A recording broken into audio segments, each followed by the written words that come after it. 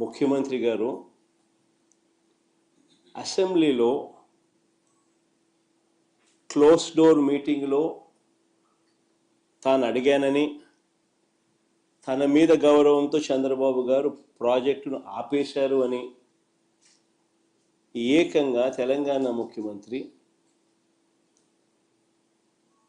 తెలంగాణ నిండు అసెంబ్లీ సభలో వాళ్ళ రిలేషన్షిప్ గురించి, చంద్రబాబు నాయుడు గారు రాష్ట్రాన్ని ఎలా అమ్మకానికి పెట్టారు అన్న వాస్తవాల గురించి ఏకంగా రేవంత్ రెడ్డి గారు అన్న మాటలు నిజంగా ఇది చూసిన తర్వాత ఒకసారిగా రాష్ట్ర ప్రజలకు అందరికీ కూడా, రైతన్నలందరికీ కూడా, మరీ ముఖ్యంగా రాయలసీమ, నెల్లూరు ఈ ప్రాంతాలకు సంబంధించిన రైతులకు నిజంగా చంద్రబాబు నాయుడు అనే వ్యక్తి ఒక విలన్ క్యారెక్టర్ కింద కనిపిస్తుంది.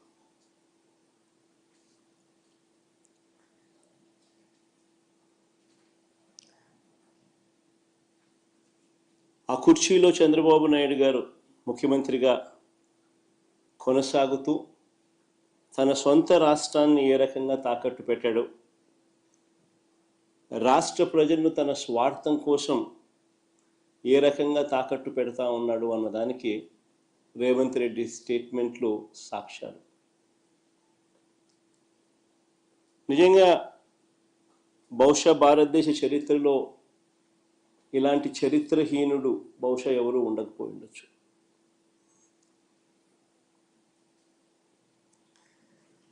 చంద్రబాబు నాయుడు గారు, ఆయన ఇరిగేషన్ మంత్రి ఇద్దరూ కూడా తెలంగాణ ముఖ్యమంత్రి అన్న మాటలను ఖండిస్తారు అని చెప్పి అందరం కూడా ఆశించాం.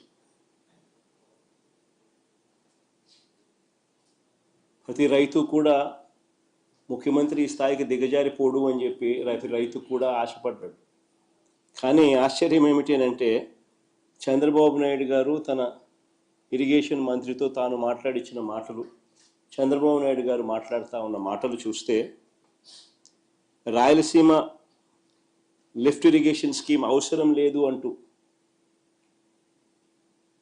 వీళ్ళు మాట్లాడుతూ ఉన్న మాటలు చూస్తే, రేవంత్ రెడ్డితో చంద్రబాబు నాయుడు గారికి ఉన్న రహస్య ఒప్పందానికి అధికార ముద్ర వేసినట్టే.